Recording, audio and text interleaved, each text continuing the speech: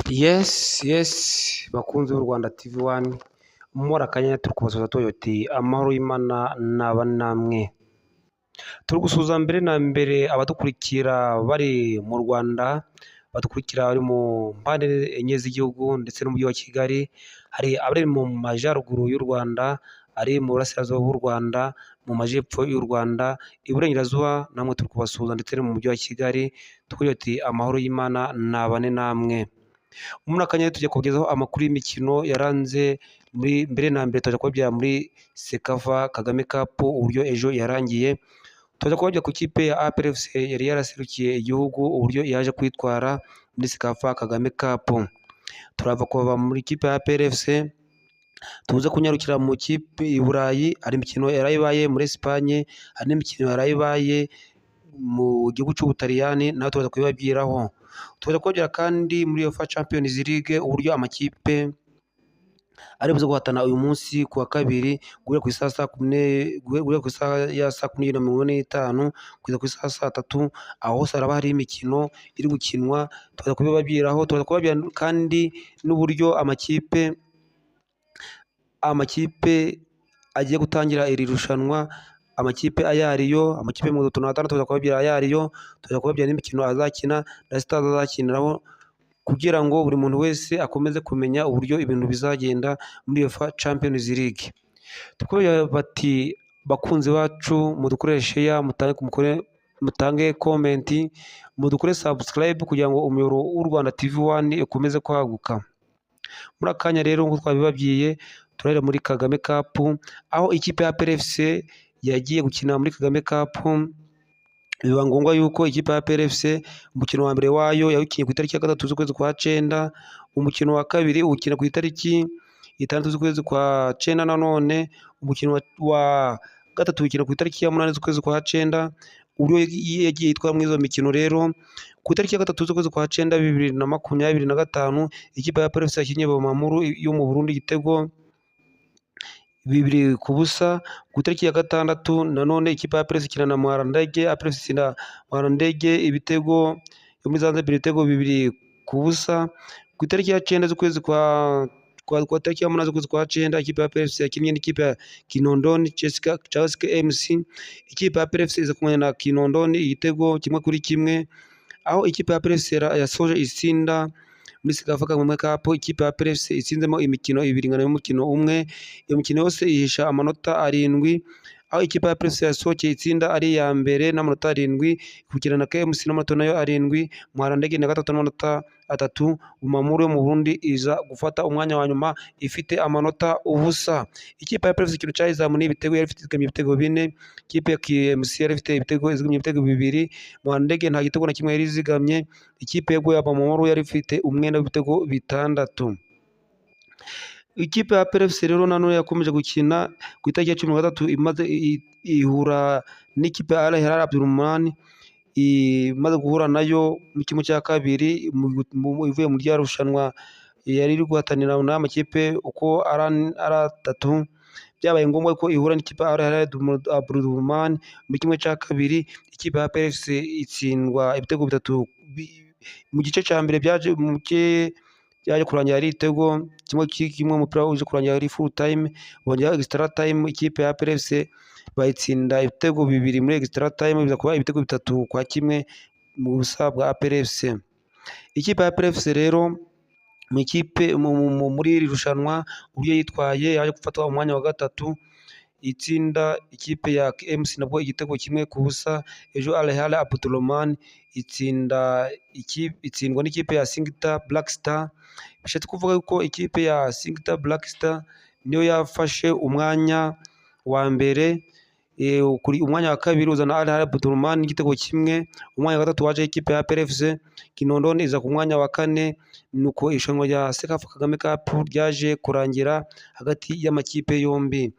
Abafana ba APR FC bo mu Rwanda mwese aho muri mukomeze gushima ikipe ya APR FC, nubwo byaje kugenda nabi muri kimwe cya kabiri, ariko yaje kwishima itwara umwanya wa 3 kuko nawe yarakoze. Twashimira abafana, abayobozi bakoze, bagashimira n'abanyarwanda bose uko bakomeje kuba inyuma y'ikipe ya APR FC. Kuko twabibabwiye rero turaza kubabwira uburyo ikipe ya APR FC ikomeje gukomeza kwitegura. Ku itariki ya 13 z'ukwezi kwa 9 ikipe ya APR FC niho yakinnye na Al Hilal mu cyo gikombe. Nanone muri National League ikipe ya APR FC gukina n'ikipe ya Marine, umukino warahagaritswe kuri ikipe ya APR FC, byabaye ngombwa yuko itegereza kugira ngo irushanwa rya Kagame Cup rirangire. Ikipe ya APR FC rero ahubwo umukino ufite umukino ku itariki ya 18 z'ukwezi kwa 9 aho izakirwa n'ikipe ya Gicumbi ku isaha saa 12 n'igice. Muri CAF Champions League ikipe ya APR FC izakira Pyramide ku itariki ya 2 z'ukwezi kwa 10. Pyramide nanone yakira APR FC ku itariki ya 5 z'ukwezi kwa 10. Urabona nta minsi zaba zirimo kugira ngo ikipe ya APR FC ikomeze kwitegura, ariko urebye imikino ya APR FC yakinnye haba Inkerabahizi haba Sekafa Kagame Cup, ikipe ya APR FC nta rwitwazo yaba ifite kuko ni ikipe ikomeje kwitwara neza hirya no hino mu marushanwa. Imaze hafi ukwezi n'igice yitegura irushanwa rya CAF Champions League. Uko twabibasezeranyije rero mu gihugu cy'Uburayi, ku mugabane w'Uburayi ikipe muri Espagne, ikipe ya Espanyol Barcelona kuri mugoroba yatsinze ikipe ya Malaga ibitego 3-2. Mu Butaliyani Hellas Verona yanganyije na Germanes ubusa ku busa. Genoa 19-07 inganya na Genoa 19-7 inganya na Genoa igitego 1-1. Muri UEFA Champions League UEFA ku mugoroba haza gukina imikino ya raundi itangiye y'amakipe 36 ariho ku isaha saa 11:45 ikipe ya Athletic Club iri gukina na Arsenal. Ku isaha saa 11:45 ikipe PSV Eindhoven iri gukina na Lyon Saint-Gilles. Ku isaha saa 3 ikipe ya Benfica iri gukina na Karabag. Isaha saa 3 nanone Juventus iri gukina na Borussia Dortmund. Real Madrid saa 3 nanone iri gukina na Marseille mu gihugu cy'Ubufaransa. Ku isaha ya saa 3 nanone Tottenham Hotspur iri gukina na Villarreal yo muri Espagne. Tottenham yo mu gihugu cy'Ubwongereza. Noneho uburyo amakipe azitabira irushanwa rya UEFA Champions League uburyo ateye, ikipe ya amakipe 36 foroma yayo nshasha. Amakipe azakina imikino hafi 180. Imikino izabera Budapest kuri stade ya Puskas Arena. Igihugu cy'Ubwongereza gifitemo amakipe 6 ari muri Liverpool, Arsenal, Manchester City, Chelsea ndetse na Tottenham Newcastle. Akaza mu gihugu cya Espagne gifitemo amakipe 5 harimo Barcelona, Real Madrid, Atletico Club na Villarreal. Mu gihugu cy'Ubutaliyani amakipe 4 harimo Napoli, Inter Domia, Atlanta na Juventus. Mu gihugu cy'Ubudage harimo Bayern Munich, Bayern Leverkusen, Eintracht Frankfurt na Borussia Dortmund. Mu gihugu cy'Ubufaransa hakabamo Paris Saint-Germain, Marseille na Monaco. Ubuholandi harimo PSV Eindhoven, Ajax. Muri Portugal hakabamo Benfica, hakazamo Sporting. Mu gihugu cy'Ububiligi hakabamo Club Brugge, Union Saint. Muri Turkiya hakazamo Galatasaray. Muri Repubulika ya Czech hakazamo Slavia Prague. Mu Bugereki hakazamo Olympiacos.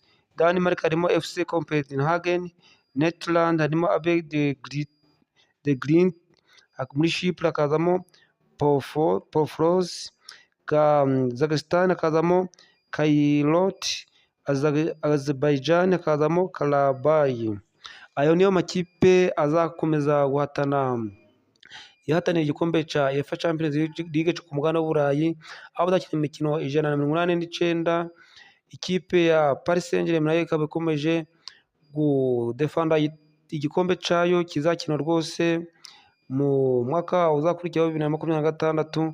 Akaba ari amakipe yose uko yifuza kuzatwara iki gikombe cya UEFA Champions League cyo ku mugabane w'Uburayi agihesha agaciro ndetse n'ibyishimo. Murakoze cyane, tuba tubashimiye, mugire umunsi mwiza, turabakunda cyane. Mudukora subscribe ndetse mukore na share kugira ngo umuyoboro w'u Rwanda TV ukomeze kwaguka. Sawa, bye bye.